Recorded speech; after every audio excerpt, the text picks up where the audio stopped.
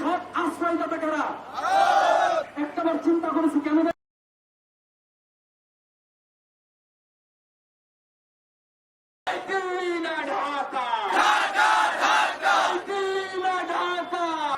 আরেকটা ভাই মারা গেছে যাকে পাথর দিয়ে নিক্ষেপ করে মারা হয়েছে। একটু না একটু করে ভোট দেওয়ার ট্রাই করবো, কারণ আমাদের মেন মাধ্যম অনলাইন। আমাদের এভাবে বসে থাকলে আমরা সবাই হাদি হব।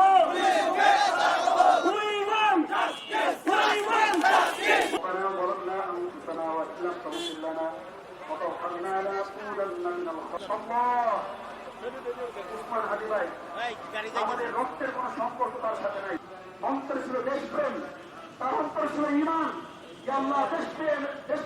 আজকে সেই উসমান হাদি ভাইয়ের জন্য তাদের সন্তানগুলোকে তারা কুরবান করে দেওয়ার জন্য মাঠে নেমে এসেছে। আল্লাহ উসমান হাদি ভাইয়ের হত্যার সাথে যারাই জড়িত, আল্লাহ তাদের যদি হেদায়েত থাকে হেদায়েত দাও, যদি হেদায়েত না থাকে আল্লাহ যে দলের লোকই এর সাথে যুক্ত থাকুক না কেন তাদেরকে আল্লাহ দুনিয়া থেকে ইজ্জত নষ্ট করে বেইজ্জতের সাথে লাঞ্ছনার সাথে দুনিয়া থেকে বিদায় করে দাও। দেশের পক্ষে লড়াই করতে পারি তাওফিক আমাদের দান করে দাও।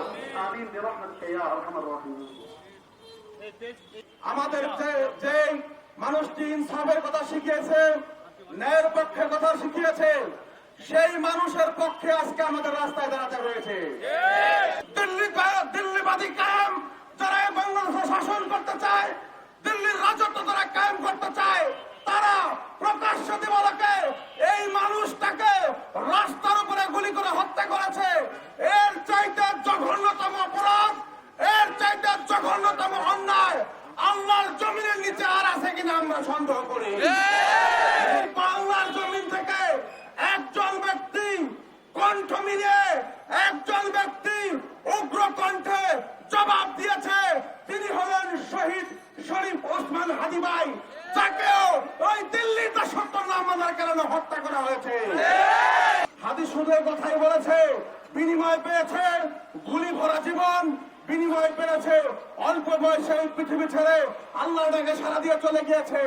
একটা হাদি একটা বাংলাদেশ, আর সেই হাদিকে কিভাবে হত্যা করা হয়েছে।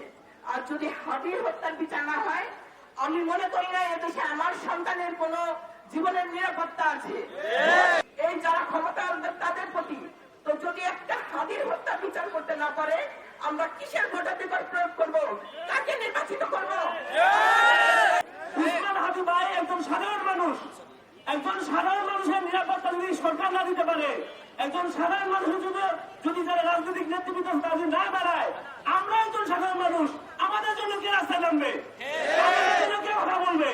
আপনারা যখন আমাদের জীবনের নিরাপত্তা দেওয়ার আশ্বাস নিয়ে রাস্তায় নামবেন, তখন আমরা বিশ্বাস পাবো ভোটের মাধ্যমে আপনারা আসলে পরে আপনারা আমাদের দিকেও দেখে রাখবেন। আপনাদের স্বার্থ, আপনাদের হিসাব নিকাশ, আপনাদের ব্যবসায় আমরা থু মারি। উসমান হাদি শুধুমাত্র এখন ব্যক্তি নয়, এটা এখন সমগ্র বাংলাদেশ। আমাদের যে 90 দিনের সময় সরকার বেঁধে দিয়েছে, এই 90 দিনের ভিতরে আমরা যদি বিচার না দেখতে পাই, এই পুরো বাংলাদেশ অচল হয়ে পড়বে।